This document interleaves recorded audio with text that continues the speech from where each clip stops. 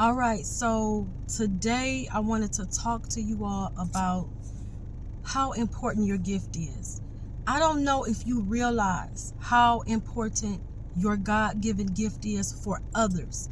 The reason I want to talk about this is because every time I go into my prayer room, I see the proof and evidence of how important your gift is. Because there is a picture that I have posted right up next to this video for you to see to prove how important your individual gift is. So I've told this story before. I've told it to family members in person. I've told them by phone. I think I put it on Facebook over the last 10 years, maybe twice. But I've never expressed it. I don't think via video. I think I tried to type it up. But I want you to hear this story, because even family members that I told in person years later, when I said it again, said, I didn't get that's what you were actually saying. So I'm going to say it real clear as I possibly can, because I want everybody to get this real life story. And this story is to motivate those of you who have a gift. I don't care what your gift is. Your gift, all of our gifts vary. Some of us can sing, dance, talk, listen, encourage, cook, do hair, do makeup, fix stuff, whatever it is. Whatever your God-given gift is, that's what you are supposed to be using to impact other people. So let me go through my story for you so that you understand. See, a lot of people say, Tamara, I don't see how you go on there talking like you do. You know, a lot of people are embarrassed to say things and talk about stuff. That's not me. That's not who I am. It's not who I will ever be. Have I learned how to share more in wisdom over the years? Yes. Do I sometimes allow myself to be vulnerable to other people? Absolutely. But I do it when I feel led to. So if God tells me to put myself out there, then that's what I'm going to do. A lot of times you all see me do videos I wasn't even going to put out, didn't even want to. But when God keeps pushing me to do something, then that's when I do it. So this particular story I've been wanting to tell for quite a while, recently. And this story takes place in 2005 when I was going through a major depression that lasted a good couple of years. It got better, but it was heavy on me for at least 2 years. From 2005, I would say, to 2007. So 2005, I didn't even know how to pray. Now, I know that people say, well, some people feel like praying is really, it's not a way to pray. It's not and that's right. I believe it's not a right way to pray, because praying is just talking to God. But when I tell you I didn't even know how to do that in 2005, I didn't know how to talk to God. I didn't even think I was worthy of talking to God. I didn't understand the relationship part of what we call religion. I didn't get it. I didn't understand it. I do now. I understand the difference between relationship and religion. And I can say today I have a relationship with God. And so back in 2005, I was going through this heavy depression from actions that I had taken. I had initiated this depression simply by some really bad choices and some really bad choices in behavior and other things. And because I had no control whatsoever over my emotions, I did a lot of things that put me in a bad position. And so at this time, I remember one night literally laying on my face. I didn't even know how to pray like that. I didn't know that was a thing. See, I have a Muslim side of my family and a Christian side of my family within one side of my family. We got it split like that. We have Jehovah's Witnesses, Christians, Muslims. That's only on my mom's side. My dad's side, is mostly Christians. I'm sorry, y'all. I'm getting choked up, literally. Not about to cry, I'm choking. So, and I ain't got no water. So, okay, so with that being said, I didn't even know how to pray, okay? I didn't even know that people laid on their face besides my Muslim grandmother.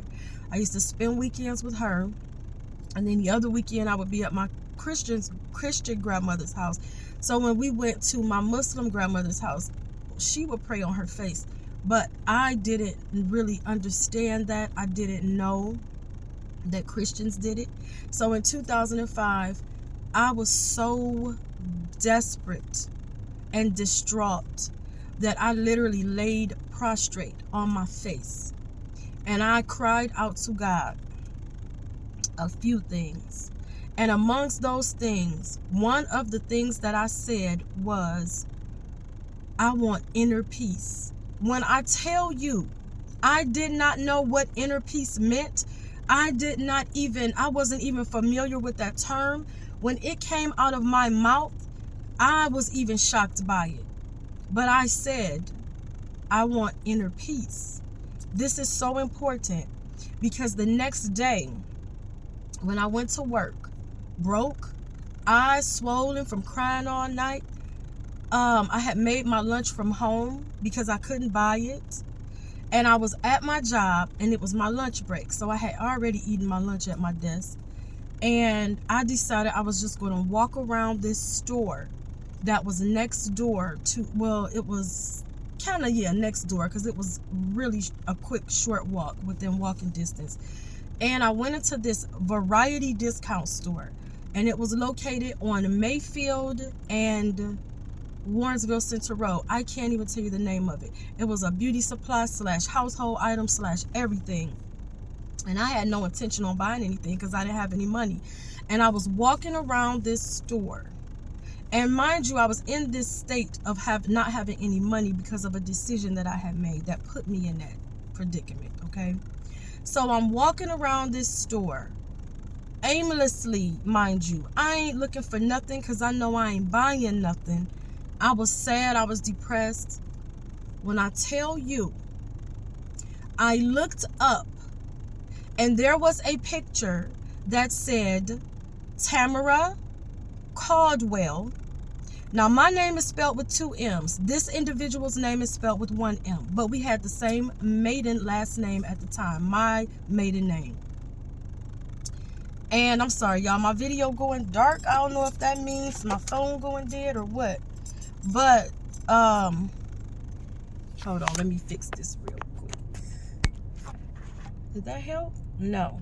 All right. So, anyway, I look up and I see this picture with my name on it, and underneath my name, because I wasn't married at the time, it says inner peace, with a family praying together with a Bible in front of them. Let me tell y'all, I don't care how many people got that picture in their house right now. I don't care how many people say, oh yeah, that's an artist and she does this and I have this from her. None of that matter to me. What matters to me is that the night before I had laid prostrate on my face and I had asked God for inner peace. I look up the next day and there is a picture with my name on it, minus the extra M I have in my name, first and last name, and then inner peace underneath it. So the next thing that happened was I started crying in the store, walk up to the man at the counter and beg him to hold that picture for me until I got paid, which I think was a week later. So I'm begging him, hold this picture, and he's looking at me like I'm crazy. We don't do layaway here. We don't hold no items. I said, listen, I need to tell you why. So I tell him the story. So he's looking at me and he says, all right. He takes the picture down and he puts it behind the counter. I came back to him when I got paid and I bought that photo. I bought that picture. That picture is still in my prayer room to this day, and that was 2005. Every time I go in my prayer room and I look at that picture, I remember how real God is and how he hears your prayers, how he hears our prayers, how he will answer your prayer through an artist that he prompted to draw that, to create that years before I had that request of God. That person was obedient to the Spirit of God because he knew it would come a time when Tamara Caldwell, with 2 M's in her name, would ask God for inner peace and would need to see that photo hanging up there. Do y'all know what that did for my faith? Do you understand what that did for me? Do you know what that still does for me when I see that? I don't know if you understand, but this is a real testimony of God's faithfulness. How he loves us so much that he will prompt somebody with a gift to create a song, to create a picture, to do something, to build something, to do something that will encourage you years down the line. And that's what happened for me. And I promise to y'all, if I got to tell this story 15 more thousand times in my life, I will do it, because I want y'all to understand God is real. He hears your prayers. He will encourage you through other people. And that's why you have to use your gift to allow God to use you to help somebody else. That's what I wanted to say to y'all today. I love you and be blessed.